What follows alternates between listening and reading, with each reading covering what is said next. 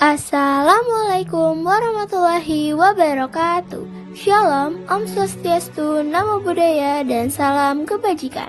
Halo semuanya, kembali lagi dengan Bidang Bela Negara OSIS Adipraya Bumantara.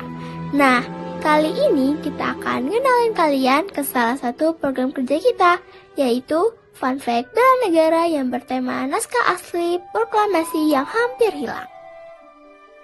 Kali ini kalian ditemani lagi sama aku, Syifa. Masih inget kan? Oke, sebelumnya kalian tahu gak sih bahwa naskah asli proklamasi tulisan tangan Bung Karno itu ternyata pernah dibuang ke tempat sampah loh.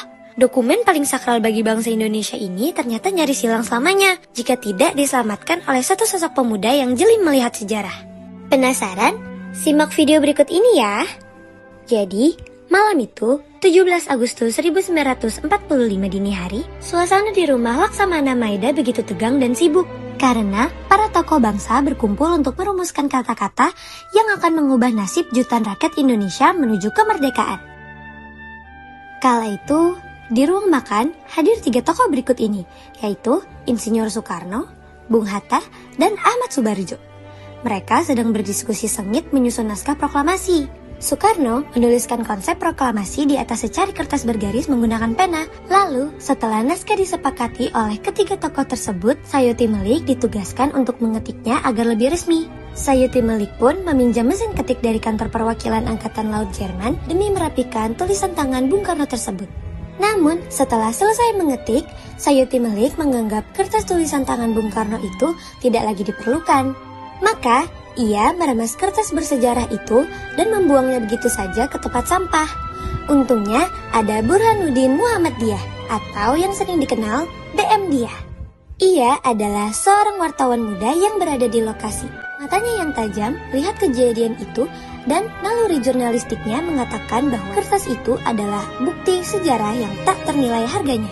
Dengan sigap, BM Diah pun memungut kembali kertas yang sudah lecek itu dari tempat sampah. Ia merapikannya dan menyimpannya ke dalam saku. Dan ternyata ia telah menyelamatkan kertas bersejarah tersebut dari kemusnahan.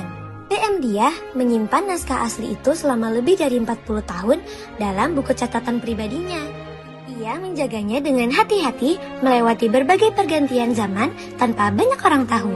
Barulah pada tahun 1992, BM Diah menyerahkan naskah asli tersebut kepada Presiden Soeharto. Dokumen itu akhirnya diarsipkan oleh negara sebagai bukti kelahiran bangsa Indonesia yang sesungguhnya. Nah, dari sini kita tahu bahwa ternyata tindakan sesederhana memungut sampah yang dilakukan oleh BM Diah ini juga bisa menyelamatkan identitas bangsa loh. Dan naskah tulisan tangan itu kini menjadi saksi bisu perjuangan para pendiri bangsa yang tak terlupakan. Yuk jadi generasi yang peduli dan bangga terhadap sejarah bangsa, karena masa depan Indonesia ada di tangan kita.